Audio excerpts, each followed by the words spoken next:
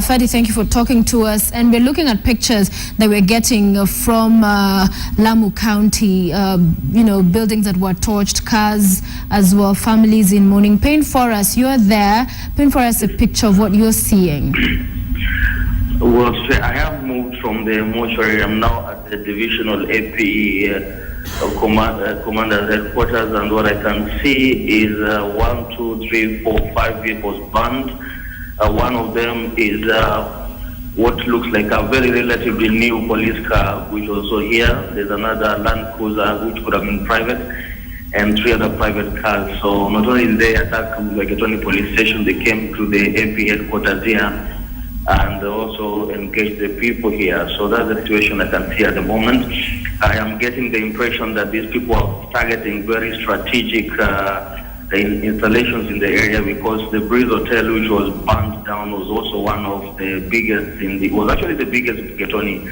I spent a few nights there, very nice establishment. They also, I understand, they attacked the Equity Bank, and then they burnt at least 10 lorries in Mpeketoni area and some of the very wonderful business establishment here, to the extent that there's a narrative was this just an audio, was also a very clinical, economical sabotage also going on here. That's also a bit of the opinion going by some of the establishments that were burnt down. So, Sophia, some of the houses, some of the cars are still blowing smoke, so the burns have been going on.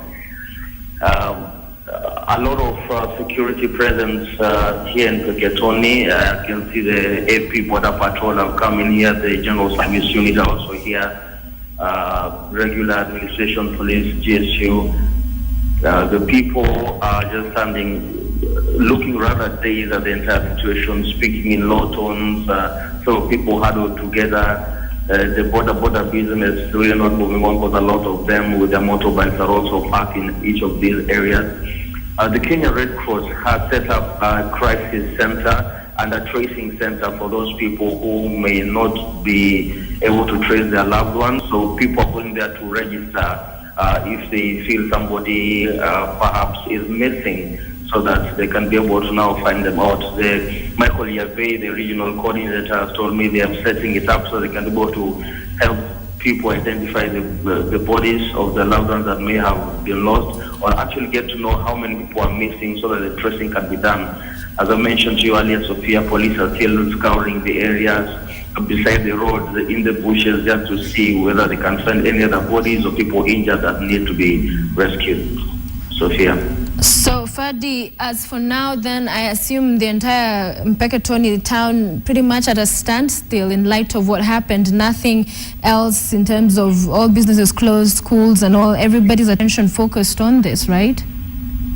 Exactly, but hardly anything is moving. I can see public transport still ferrying people, the big buses moving over left, right and center. But when it comes to business, hardly any business are going on. A few shops open, yes, for those who might want to buy things or two, but a lot of the people who perhaps go about their daily businesses, if you go to any place where there's an attack, there are people in the hospital, there are people at their homes, there are people standing at Kibaoni, there are people here at the AP center, there are people at the police station, there are people at the bank. So practically where there was an attack, you find people huddled.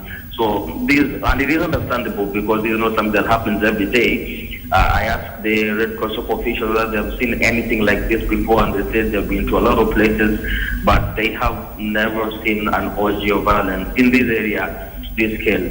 Sophia, I also covered Tana River, and there were some pretty disturbing also death statistics, but the manner in which this was executed in one night really is something that has left even me astounded, and I've seen quite a few of this. Right, and of course we're seeing even people just, commenting on this as they watch the developments here, saying that, yeah, as you say, you've covered some of these stories, and some are equating this perhaps even to the magnitude we saw Westgate, in the seriousness of how, this was carried out, to the fashion in which it was executed. But we saw earlier leaflets, with some writings there, the fighting group Al-Shabaab, the Mujahideen. Of course, we do not have that confirmation that they've claimed responsibility. But speaking to the police spokesperson earlier, indicating that that's what they believe. What else are you hearing in as far as who could have been this unidentified man? Well, the locals do not know exactly who may have been involved. They just do not know. There are a lot of suggestions for the people as to who could have done this, and also that is something that also police really need to investigate and hopefully come up with concrete evidence as to who was involved. We cannot base this directly on Al-Shabaab based on the fact that there was a leaflet. Yes, we saw a leaflet that was scribbled Al-Shabaab and Tamareb writing, which hopefully you can get somebody to transcribe and say what they meant. But since there is no arrest, it's really difficult to establish who it was. Those who claim to have seen a glimpse of the attackers said they had covered their faces, that ninja type kind of camouflage, so it would have been difficult to identify who they are. There are some who are suggesting that they had a distinct accent of those who are talking, but we cannot go with that because they never saw them, so we cannot say it was this particular group of people. Well, KDF and the police have suspected it was an Al-Shabaab attack, but what I can tell you for a fact, this was not just a random attack. It was very surgical, it was well planned, it was well executed, and the people managed to run away after causing havoc, including in 2 police stations, for 5 hours.